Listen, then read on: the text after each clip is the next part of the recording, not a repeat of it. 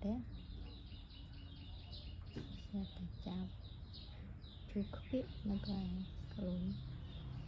nó còn hai chào ấy mà nặng có đã tập đi xin hoặc người chạy hai cái đó chào ở thế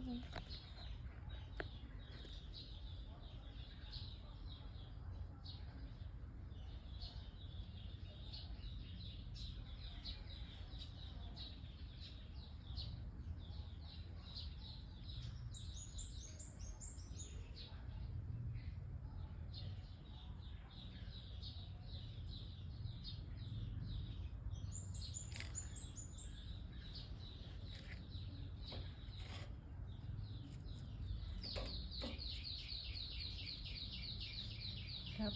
chân cái đúng không? Đúng. Đúng.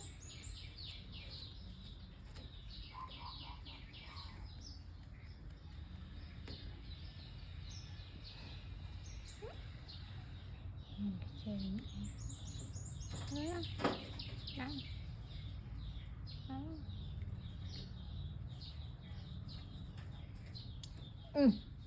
đồ ảnh một lần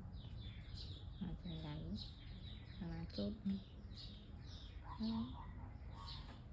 nhưng là đang hai đấy cố lắm thấy tốt lỡ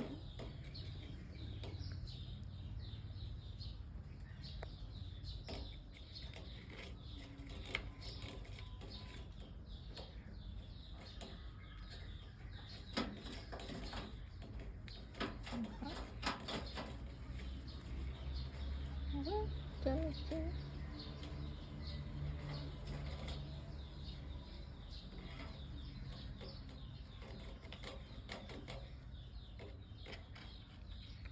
đấy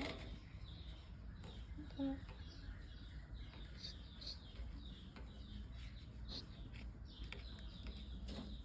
mình cứ tắm đó tốt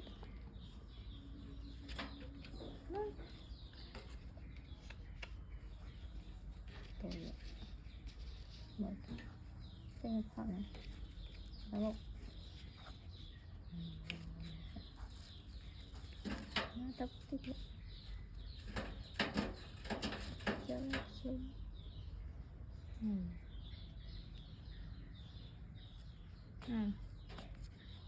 hai tay vàng này đó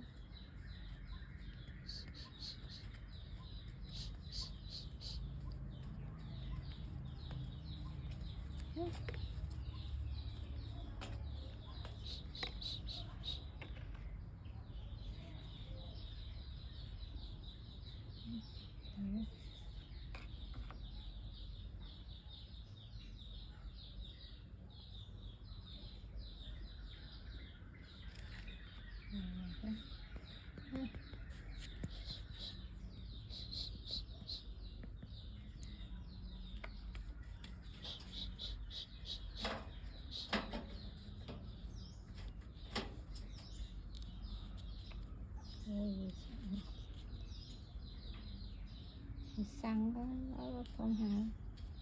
đó hai đứa cái hay đó nè chân dài à nhưng mà chặt đi nó quay ai mới chặt biết quay quay ai mà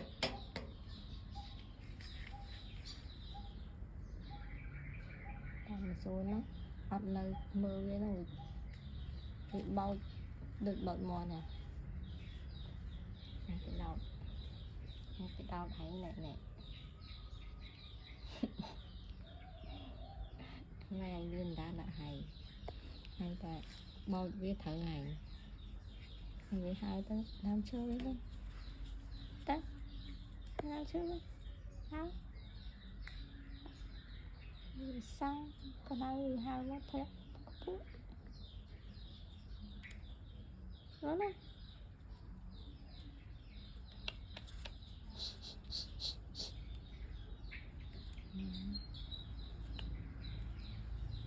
nè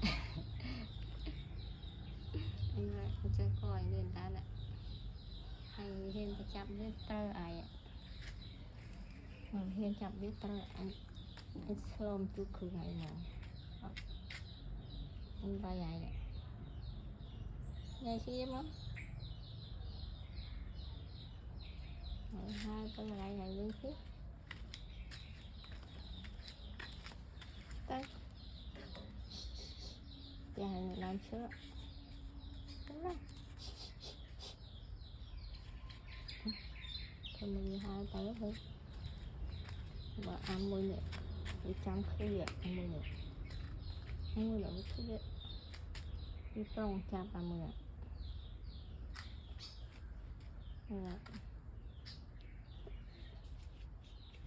hơi xóm chú hay là một tuổi ở đây diêm mà ở đây chậm đi phải bỏ với nó